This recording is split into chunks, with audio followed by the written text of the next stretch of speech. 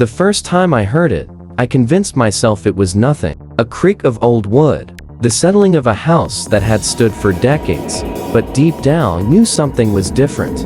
I moved into the Victorian-era home in late September, drawn by its affordable price and stunning architectural details.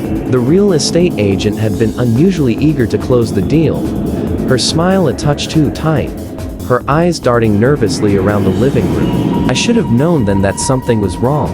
The house stood at the end of Willow Street, a quiet neighborhood where trees formed a canopy over cracked sidewalks. Number 1847 was different from the other homes, older, more weathered, with a presence that seemed to breathe and pulse with its own dark energy. My first night was unremarkable. I unpacked a few boxes, arranged my furniture, and settled into the master bedroom. The hardwood floors creaked beneath my feet, and the wallpaper, a faded Victorian pattern of intertwining roses, seemed to watch me with silent intensity. Around 2:37 am, I awoke to a sound, not a loud noise, but a whisper, a soft, barely perceptible murmur that seemed to come from within the walls themselves.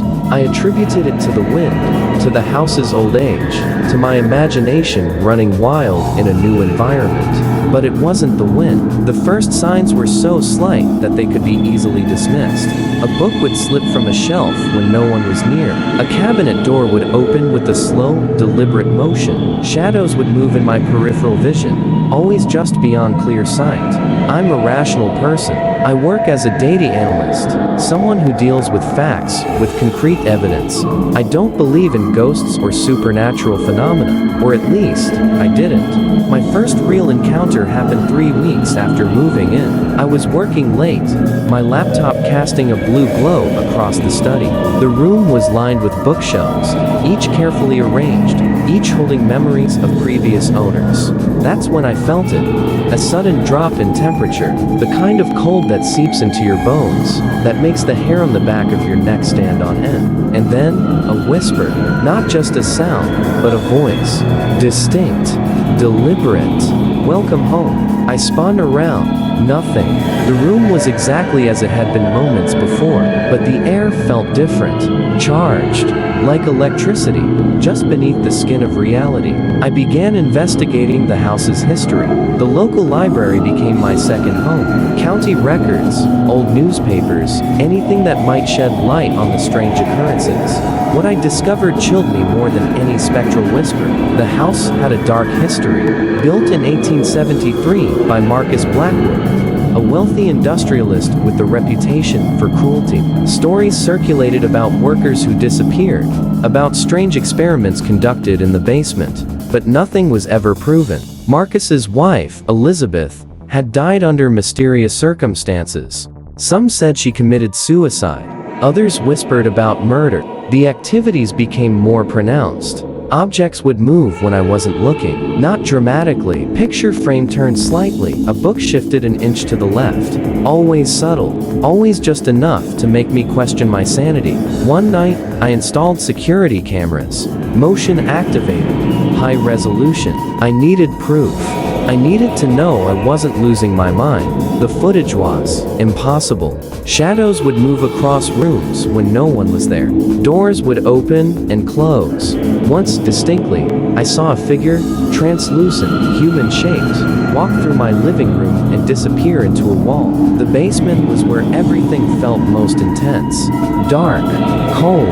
Even in the middle of summer, it felt like winter down there. The concrete wall seemed to pulse with a strange, malevolent energy. I found a hidden compartment during my 3rd month in the house. Behind a loose brick, wrapped in decaying leather, was a journal.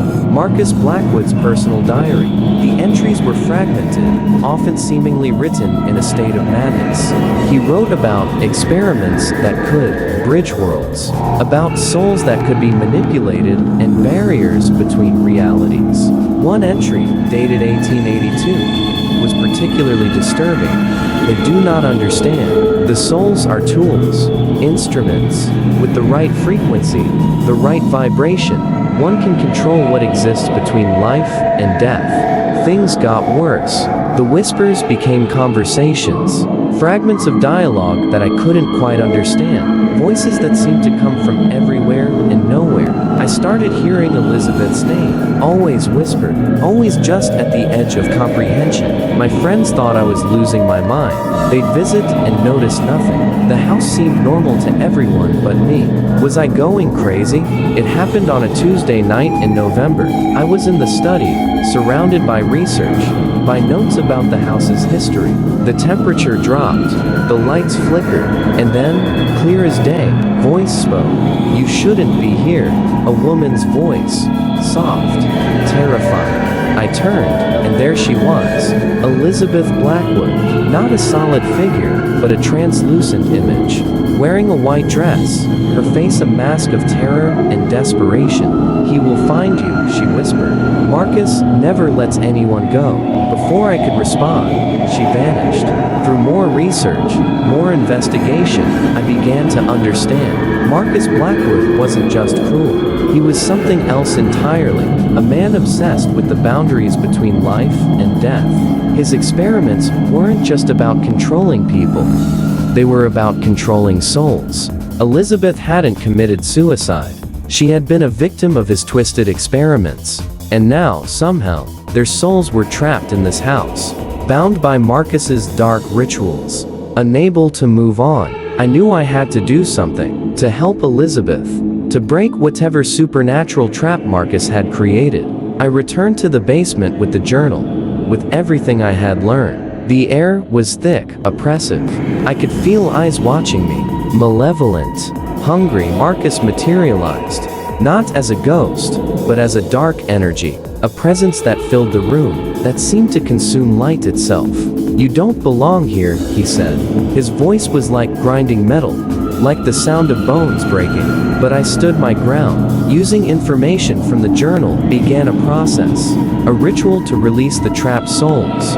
Candles, specific words, a process Marcus himself had used to trap souls, now used to set them free. The house shook, walls cracked, shadows writhed and screamed. Elizabeth appeared, then Marcus. Their forms twisted, struggled, and then, suddenly, silence. Aftermath. When it was over, the house felt different, lighter. The oppressive energy was gone. I still live here, but now, the house feels like a home, not a prison of souls. Sometimes, late at night, I hear a soft whisper, a thank you, from Elizabeth. And I know that some stories are better left between the walls. Some secrets are meant to stay hidden. Have you experienced anything similar? Drop your stories in the comments. And if you're a paranormal investigator watching this, I need help. Don't forget to like, subscribe, and hit that notification bell. Next week, I'll be posting more videos like this. Until next time, stay brave, stay curious.